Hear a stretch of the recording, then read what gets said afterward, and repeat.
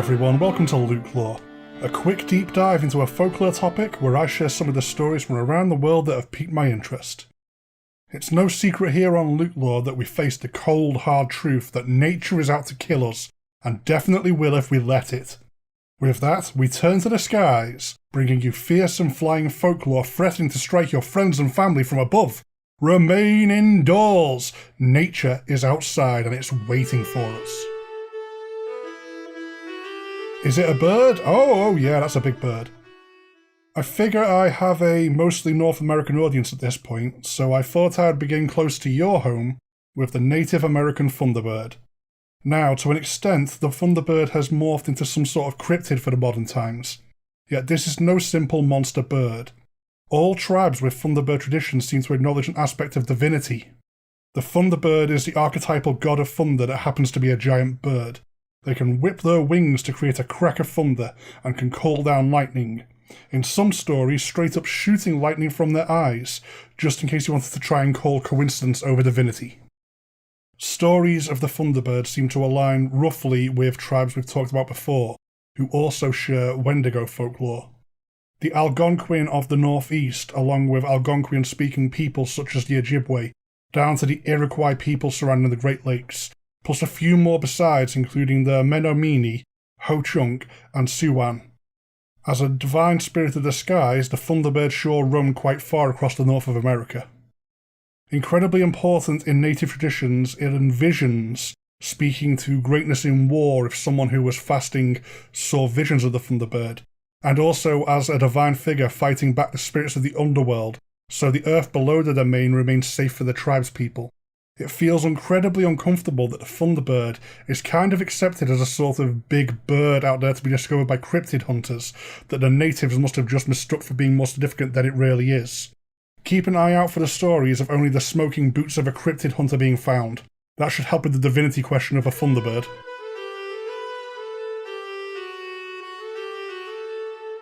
Slavic nightmare fuel for pregnant women. The Pyroniac. This is not a nice one. That should be obvious from it being Slavic folklore. Slavic folklore does not mess around. This is a traditional, yet strange by contemporary standards, version of a vampire that comes out of the Poland area. Which fits. Poland weirdly seems to be the birthplace of vampires as we know them. But the Poroniec is very different to what we do know as vampires now. Any time during pregnancy up until 6 weeks after a baby is born, a traditional benchmark of personhood for that area, should tragedy befall the pregnancy or the newborn, then the remains must be carefully disposed of properly. If not, then something dark and spiteful could be formed from those remains. This story really is not a pleasant one. Should a Pyroniac form, you now have a disturbing winged creature that lurks in the trees, waiting for pregnant women and the newborn to feed upon. These creatures are made powerful as a dark inversion of all the potential life now not lived. And I don't know about you, but that sounds worryingly strong. Sadly, there's not that much more information readily available about the Pyroniac. As with a lot of traditional Euro-Slavic folklore, it eventually got astroturfed by Christianity, and this went from a tale of taking care of pregnant women and newborns, with special care to be given to those sadly lost. It just ended up being a get baptized or else story. The concept is getting a dark fantasy revival thanks to the Poroniec being one of many Slavic folktales being adapted by the Witcher franchise. So, modern day novels, games and now television will feature a version of this quite worrying creature. Very big birds over on the other side of the planet too. This was a big one I missed out on my Monsters and Myth folklore, that being The Rock. R.O.C., not beloved actor Dwayne Johnson, an immense bird of mythology that is said to be able to carry away an elephant. The Rock, or Rook, was pretty simple really. It was an incredibly sized bird of prey that was a legend of the Middle East, its tail spreading globally with the popularity of the 1001 Nights, where they are included as a part of the tales. The Rock only has a very small mention of the tales themselves, Abdurrahman the Moor's Tale of the Rock Egg only being a couple of paragraphs, but it obviously made an impact. Merchants travelling the China seas come across an island and decide to land to look for fresh supplies. Upon exploring the island they find the giant's egg, which they attack with axes and rocks and sticks. Eventually, they manage to crack the shell and pull out the gestating rock chick, itself being massive. A feather, the largest one they could find on the not quite fully formed chick, was torn off of the body, and then as much meat as they could carry is carved off. Then, as they are leaving the island, at some point, Mama Rock returns. While they escape through the night, Mama came looking in the new dawn, so massive it seemed like a giant cloud was heading right for them from the island. Angry Mama turns out to be bigger than the ship, and had picked up their phonetic namesake in a giant chunk of mountain they then tried to drop on the fleeing ship. The merchant sailors somehow luckily slip away, thanking God for the providence. The huge rock may not have been able to safely go close to the water, and the good winds they sailed under carried them well beyond the stones being dropped over them. The way that rock is treated in this short tale seems to imply it was a common part of folklore in the area. There wasn't much time put into describing or explaining the creature. It feels a lot like a story from Europe would be if it was an anecdote along the lines of, "We stole from a dragon, then ran the hell away." The dragon doesn't need context, we know what one is.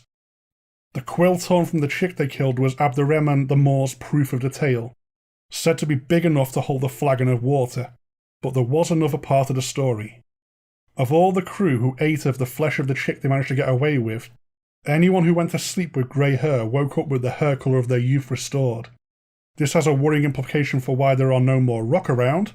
There's nothing quite like the vanity of rich men, and to have some measure of your vitality restored would have rock eggs hunted into oblivion in a very short space of time. Who likes floating glowing guts? Okay, here's one I haven't encountered much, but has definitely stood out quite remarkably whenever I have stumbled across it. The Krausu. A kind of spirit found in Southeast Asia. It starts with the head of a beautiful young woman. So far so nice. Sometimes it has fangs, sometimes sharp teeth, still not too bad. But then there's what's going on below the neck. The Krausu ends at the neck. Below that is some dangling organs and intestines. It just kind of floats along like a weird glowing jellyfish made out of gore. Can you imagine walking along a fence, a shy looking beautiful woman walking just the other side, taking on a strange glow in the moonlight, just bobbing along with you until the fence runs out, and all that's there beneath the floating head is a heart and some dangling glowing guts before the pretty head turns towards you, revealing their fangs. I'm very sad to say that I for one can imagine this. There is a lot of regional variations of this particular spirit. It's all across Southeast Asia with other names it has including Ap, Palisik, Penangal, Kuyang, Layak, Popo, Peikang, and Salak Metam. Sorry if I got any of those wrong. Sometimes witchcraft or dark pacts are involved, sometimes tragedies, other times punishments for moral failings. Modern movie depictions have muddied the water even further, adding various embellishments to tell a feature-length story. There are some common aspects to worry about, plus some unnerving details. Their exposed intestines and digestional tract hint to their gluttonous nature. While not in all regions, there are stories of them seeking out fresh blood, but for the most part they seem attracted to disgusting things. Rotting meat, festering garbage, feces, especially anything riddled with maggots. After enjoying their feast of filth, they then like to wipe their mouths, which has led to a tradition of not leaving washing hanging overnight as you run the risk of finding bloody filth smeared all over your formerly clean laundry by a gleeful Krausu fresh from a waste ditch. Small yet simple moral of the story here: keep everything clean and tidy. You may attract pests, and some pests may be supernatural and extra disturbing in nature. More mythological menaces. I seem to have caught a Monsters and Myth bug after dedicating a whole episode to them, so let's get additionally Harryhausen classic and look at the Harpies of ancient Greece. Harpies have something of a bad rap now in the modern world, their name being an insult for a mean-spirited woman and often used as a synonym for ugly, but as ever the full story is a lot broader than the insults we now yell at each other. They are another chimeric creature of myth, being composed in part of the aspects of a woman and the rest a great bird. Not rock-sized great, but in proportion with what is usually the torso and head of a woman for what is still some substantial sized talons. Early depictions of them on pottery tend to show a beautiful woman, but they ended up described like vultures in later epic poetry, and that seems to have warped their appearance to being more hag-like over time. They were seen as wind spirits, their name vaguely analogous to being swift robbers, or snatchers, simply.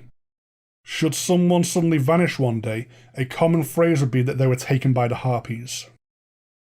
Even at their fairest and best, these tales are wary of the Harpies carrying victims away. That they got described more and more foul and vile over time really hammers home that this is a suitable entry for the Death from Above episode.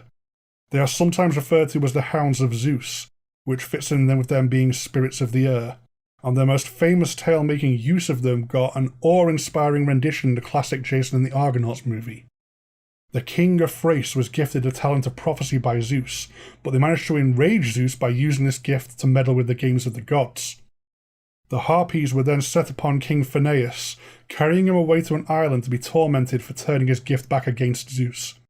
Each day a grand banquet would appear, and the Harpies would then harass King Phineus away from that food, eating what they wanted before fouling all over the rest, leaving him to get by with what was unspoiled scraps he could manage to scrounge off the floor around the banquet table.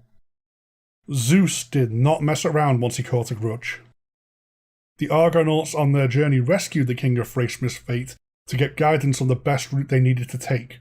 King Phineus ended up a playing piece in this particular game of the gods, and winning his freedom as a part of playing in it to the satisfaction of Zeus, or else the other gods who would wager on the game that could then keep Zeus to the terms of the escape.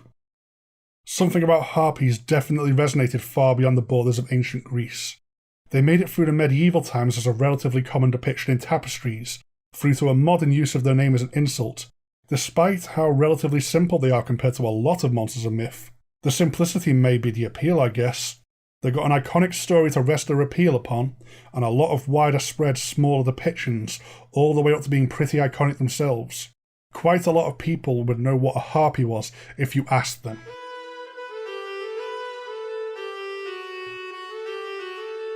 That's all for this episode. Wanda has already covered the rather disturbing Pyroniac in her Dark Arts series, and there's always more every Friday, so we could be seeing others from this show soon. If you want to contact me, there's the show's dedicated email, LukeLoreGSG@gmail.com, and the general show email, ghoststoryguys@gmail.com. Both myself and the main show are really easy to find on Facebook and Twitter if you want to make day-to-day contact, as well as a very active Instagram account a lot of the community gets involved with. The LukeLore Instagram is quite slow to post, but I would chalk it up as easy to follow for now. I'll have it way more active once I can get out and about and get some photos to put on it. If you want to support the show directly, check out our Patreon at patreon.com/ghoststoryguys. It'll give you access to all sorts of GSG goodies at different tiers, my incentive being that LukeLore episodes go out to patrons a month early. As ever though, the absolute best thing anyone can do to support this show is to give it a listen. Share this around if you think you may know someone who may be interested, leave a review if you get the chance to help signal boost me, and most of all, I simply hope you enjoy what I'm doing here. Goodbye for now.